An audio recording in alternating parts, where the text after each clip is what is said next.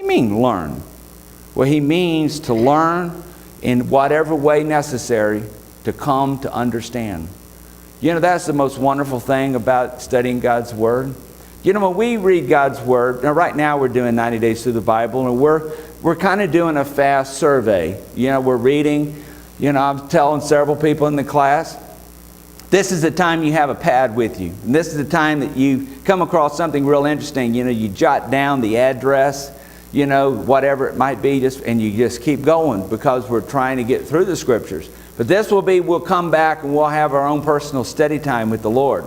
But here, go through. But here, the intense study.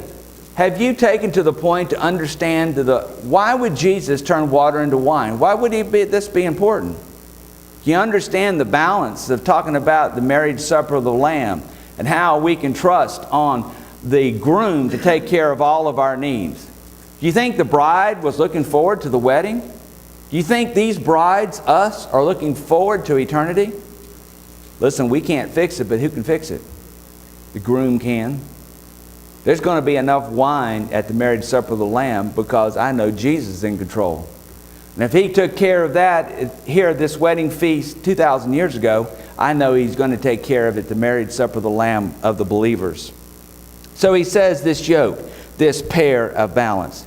And then He says, learn of me.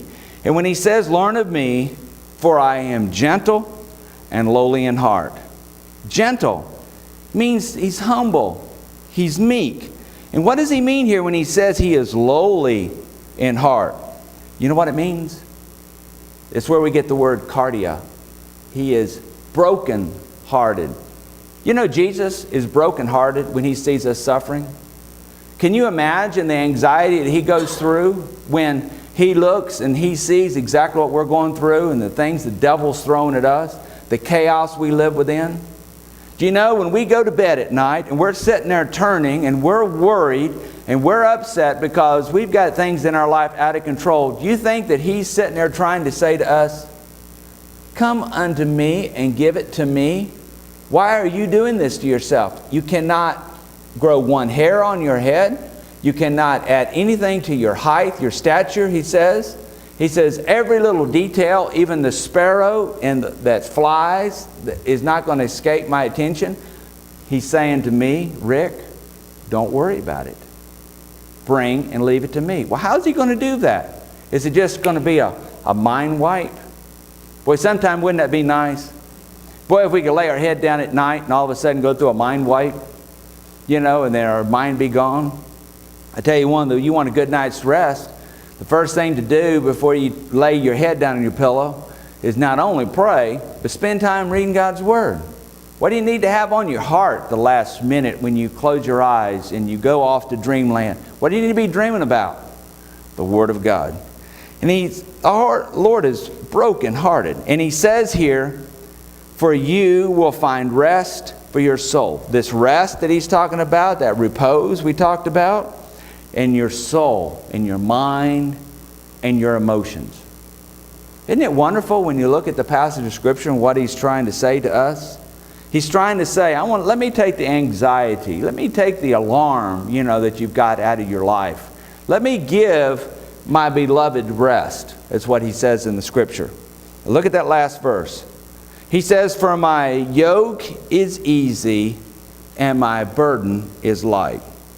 You know, I heard a preacher years ago when I was a little kid talking about this passage, and he said, you know what that means? That means it's manageable. Well, you know, we need to study God's Word because that's not what it says. It doesn't say that it's manageable. Is it manageable? Of course it's manageable. The Lord's not going to give us nothing we can't handle. But easy, what does that mean? It means it's gracious. Isn't the Lord gracious to us always? He's saying, for my yoke is gracious. It's not more than just easy. It's more than just manageable. It's God's grace, His love, His affections, everything laid out upon that. And then He says, and my burden, what does He mean by a burden? Is that load we pull, that Jesus is pulling that we're going to pull? Oh, I guess Jesus went to the cross and all that that scourging and that beating and everything that he took, I guess we need to take up on our cross, and that'll be the same burdens we need to take on. Is that what he's saying? What he's talking about here, he's talking about task and service. You know, Jesus has given us a task. You know, when it says right there, you know, you're entering the mission field, Jesus meant it. He said, go ye therefore, teach all nations, baptizing them in the name of the Father and the Son and the Holy Spirit, teaching them to observe all things whatsoever I have commanded you, and lo, I'm with you always, even to the end of this age. Isn't it interesting? Jesus gave us something to do, and he's saying right here, and that burden, my burden, is light, which means easy, means it is little. So when we think about Jesus is wanting us to pick up and move forward.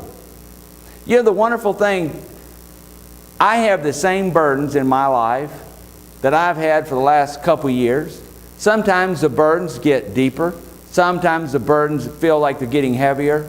But you know one consistency that I've found? When I take my burdens to the Lord and I lay them to Him, it's wonderful when He shows me the whole picture and I see that He's still in control. And that anxiety and that alarms that we have that go off, all of a sudden seem to fade away. You think it was important for Jesus to meet the need of the groom at this wedding feast? Boy, it was. Let me tell you, it's what made, He probably kept that wedding so it could go through. Because if He hadn't, that could have stopped that wedding feast. We don't think about that. You think anything is going to stop the marriage supper of the Lamb? Not one thing. Tell me, do you want to be sitting at that table at the marriage supper of the Lamb as the bride of Christ? Amen, we sure do. Well, I want you to listen to this verse. John 6:35 says, Jesus says, He said, I am the bread of life. He who comes to me shall never hunger, and he who believes in me shall never thirst. That's John 6:35. He says that if you will come to Him, that you will never hunger or you will never thirst. Do you believe that Jesus meant what He said? Listen, if you do not know Jesus, amen. If you don't know Jesus, your personal Savior, today is the day of salvation. When He says, come, He's not saying, wait till it's convenient for you. The first thing He's going to do is convict your heart, show you that you're a sinner. And if you see that you're a sinner, then you need a Savior, amen? That's where all of us are at.